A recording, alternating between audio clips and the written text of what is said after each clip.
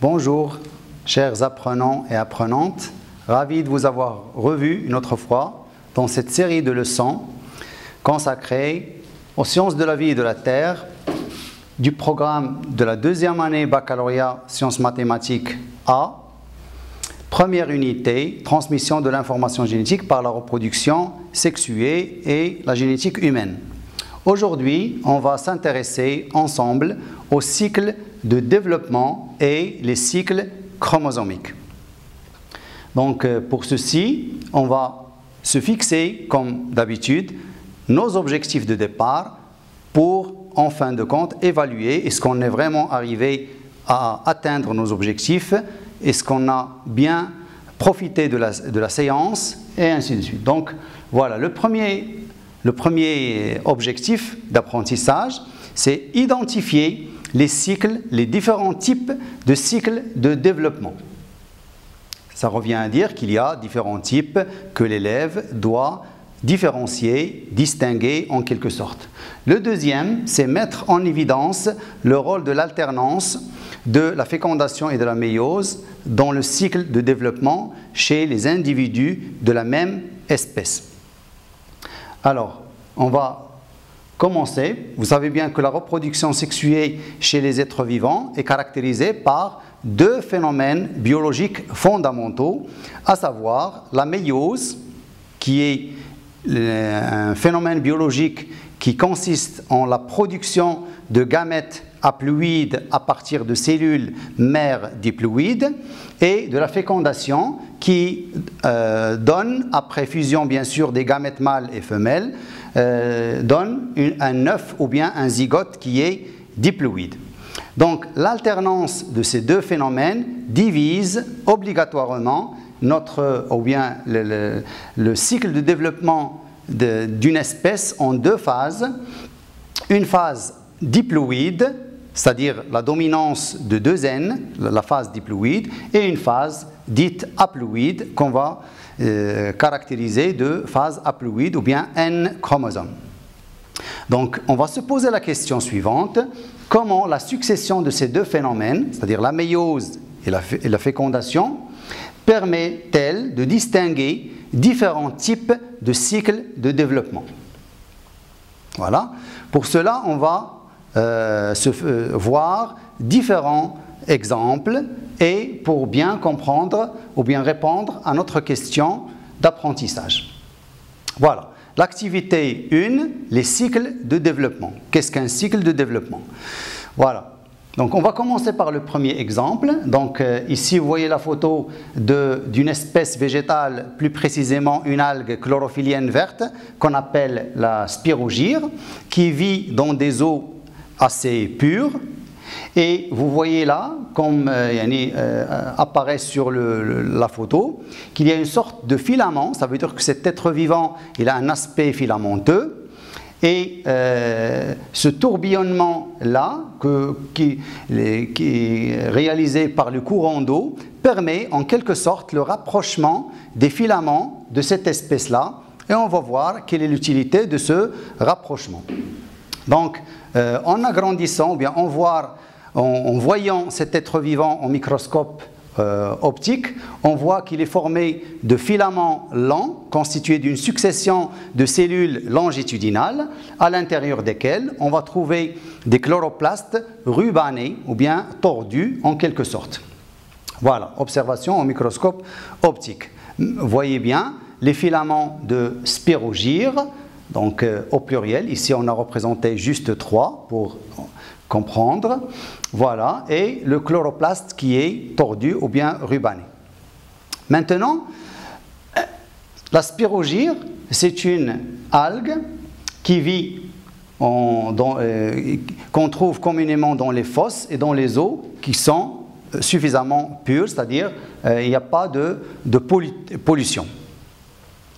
Ils sont longues de quelques décimètres, donc ils sont assez longues, mais leur diamètre est très petit, il est de l'ordre de 50 à 100 micromètres. Et ils sont formés de cellules rectangulaires, chacune constituée ou bien contient un ou plusieurs chloroplastes. Voilà, ces longs filaments ondulent très lentement dans l'eau, ce qui permet, bien sûr, le rapprochement des individus nécessaires à la reproduction sexuée. Donc, à titre indicatif, cet être vivant se reproduit normalement de façon asexuée, c'est-à-dire par de simples divisions cellulaires, mitoses. Mais lorsque les conditions sont défavorables, il opte pour la reproduction sexuée, c'est-à-dire il y a un mâle, il y a un femelle, on va voir comment. Donc ici, je vais vous projeter une vidéo, voilà. On a ici le rapprochement de deux filaments de spirogyre et vous voyez bien ces ponts ici qu'on appelle des ponts de conjugaison. Ces ponts de conjugaison vont permettre le passage du contenu cytoplasmique de l'être qu'on va qualifier de mâle vers le cytoplasme du filament qu'on va qualifier de femelle.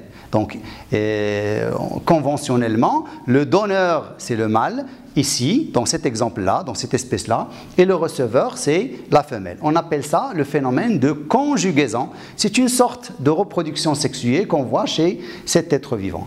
Donc, une fois le contenu cytoplasmique du mâle est déversé dans le contenu de la femelle, on va avoir la fécondation, et la fécondation va donner un œuf, bien sûr, diploïde, qui va rester en vie ralentie sous forme de ce qu'on va appeler la zygospore après une phase où il va s'entourer d'une membrane protectrice.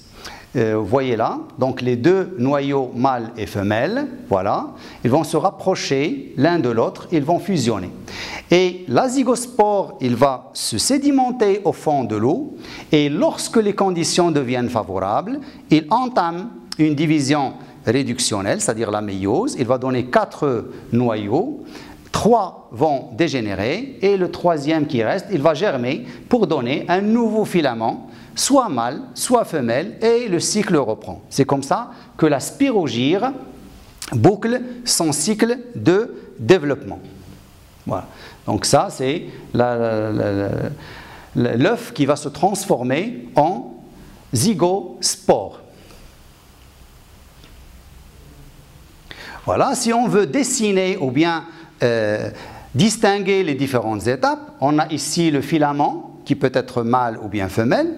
Bien sûr, il ne peut pas se reproduire à lui seul, il lui faut un partenaire en quelque sorte.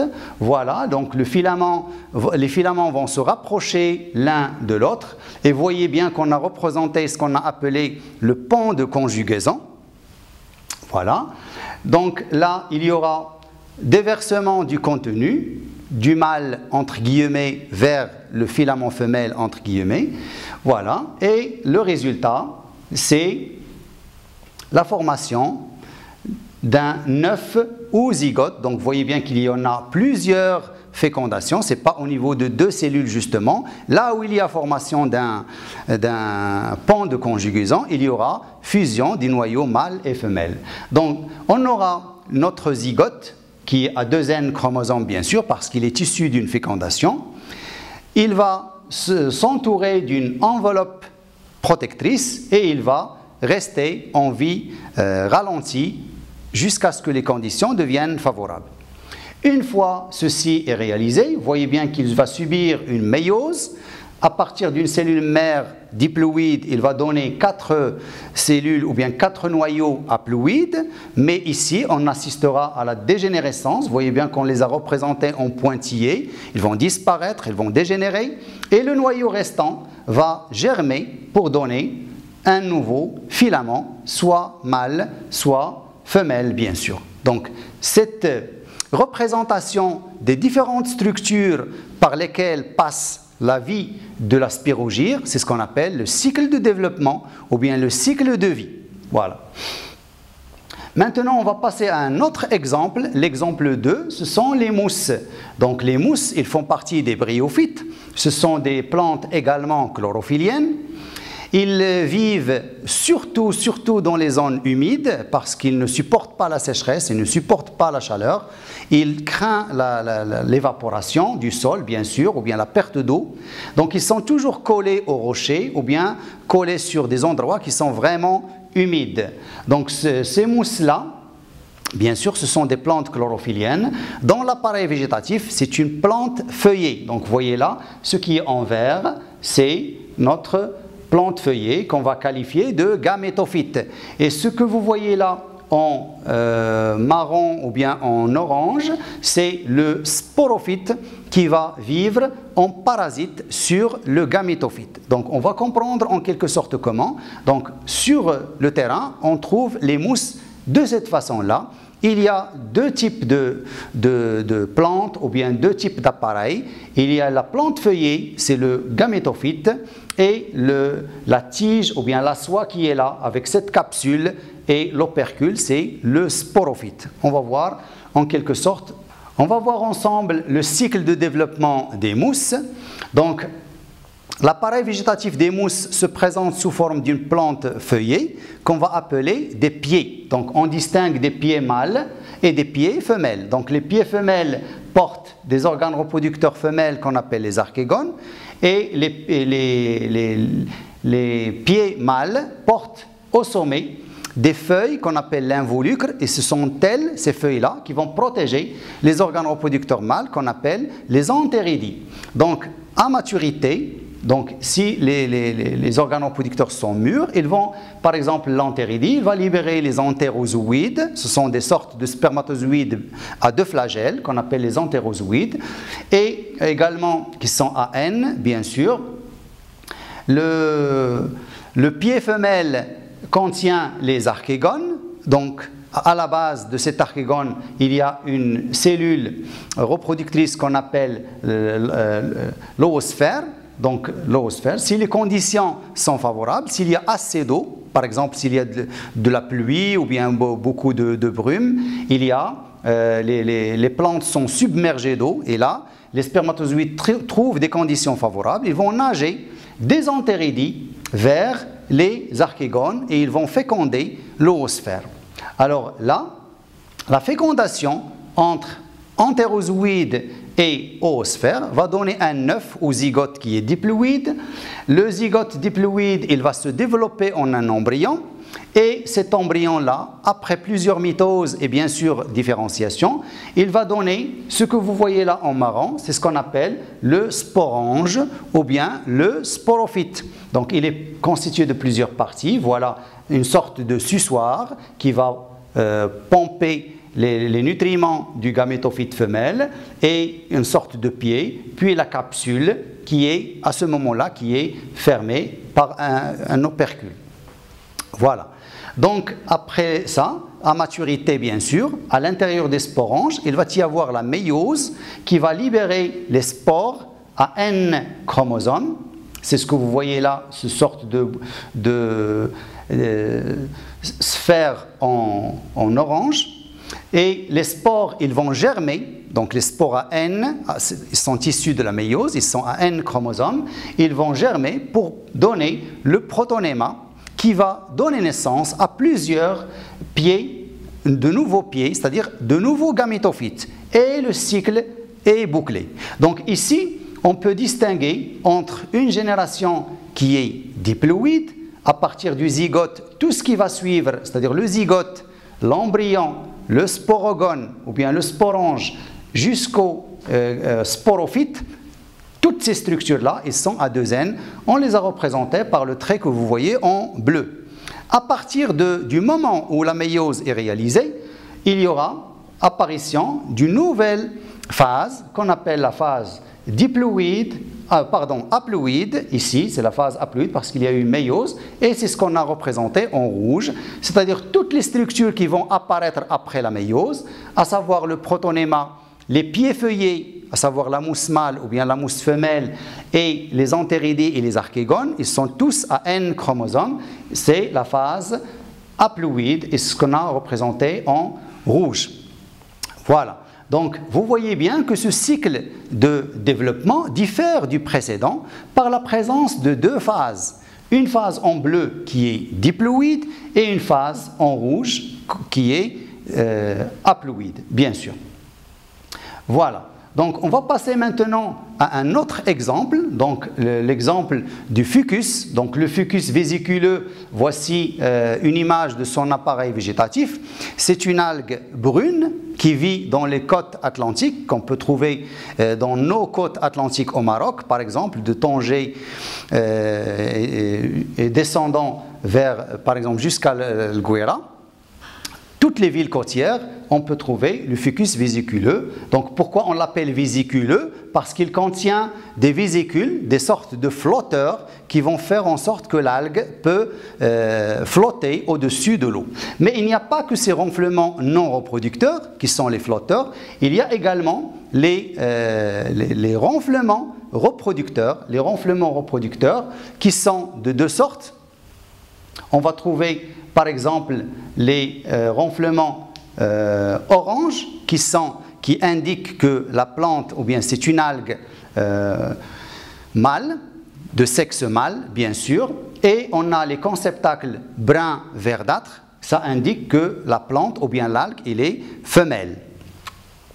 Donc cette algue-là, il vit fixé sur les rochers par des crampons et bien sûr il y aura production de gamètes mâles et femelles, et on va voir comment se déroule le cycle de développement chez le fucus vésiculeux. Donc ici on a représenté le pied mâle qui est sous forme de ramification. Ici vous voyez les flotteurs et ici les conceptacles mâles. Ici également vous voyez les flotteurs et ici les conceptacles femelles qui sont de couleur brun verdâtre. Voilà, donc le pied femelle, c'est-à-dire à l'intérieur du conceptacle femelle, il y aura méiose, il y aura production de gamètes et libération d'un liquide verdâtre contenant des ovules, ou bien ici précisément on parle d'orosphère. Et après méiose, bien sûr, les conceptacles mâles, les conceptacles orange vont libérer également ici un liquide orange qui contient des spermatozoïdes. Puisque l'algue vit dans l'eau, donc il y aura un phénomène de chimiotactisme, c'est-à-dire attraction des spermatozoïdes par les zoosphères. C'est un phénomène qui est chimique et la rencontre des gamètes va favoriser la fécondation, bien sûr, entre les gamètes de cette espèce et on obtiendra un zygote ou bien un œuf qui est diploïde à 2 N. Le zygote entame directement des mitoses, puis des phases de différenciation pour donner soit un jeune fucus mâle ou bien un jeune fucus femelle. Et le cycle de vie est bouclé. Donc on est parti des pieds mâles et femelles, puis méiose, production des gamètes, rencontre des gamètes, c'est-à-dire la fécondation, puis formation du zygote diploïde, mitose et différenciation, et formation à nouveau de nouvelles algues brunes qui sont soit le fucus mâle, soit le fucus femelle. Donc, ici également, on peut parler d'un cycle de développement. On a bouclé le cercle ou bien la boucle et on peut parler d'un cycle de développement ou bien un cycle de vie. Le quatrième et le dernier exemple, on va s'intéresser à la mouche de vinaigre. Donc ici, je vous présente quelques photos. Donc la mouche de vinaigre, il est caractérisé par sa très petite taille. Vous voyez l'échelle. Donc c'est un matériel de choix en génétique comme nous allons voir ultérieurement s'il plaît à Dieu. Donc il est choisi par plusieurs caractères. Ce qu'on peut dire maintenant, c'est que sa toute petite taille permet son élevage dans de petites bouteilles de verre et on peut avoir des générations et des générations au bout d'un temps très très court, et comme ça on peut faire des études statistiques. Donc je vous donne rendez-vous, Inch'Allah, ultérieurement pour détailler l'importance de la mouche de vinaigre dans le programme de la génétique ou bien l'étude de la génétique. Donc, en ce qui nous concerne dans cette leçon-là, c'est comment se déroule le cycle de développement de cette espèce-là, c'est-à-dire la mouche de vinaigre. Drosophila melanogaster, donc c'est le genre et l'espèce plus précisément.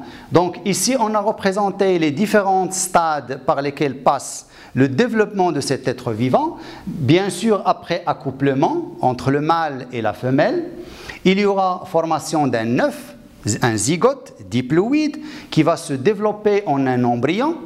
Puis au bout d'un jour, il va donner un premier stade larvaire. Au bout de 2 jours, il va donner, le premier jour, il y aura la fécondation et la formation de l'embryon. Le deuxième jour, il y aura apparition du premier stade larvaire et ainsi de suite. Le troisième jour, deuxième stade larvaire.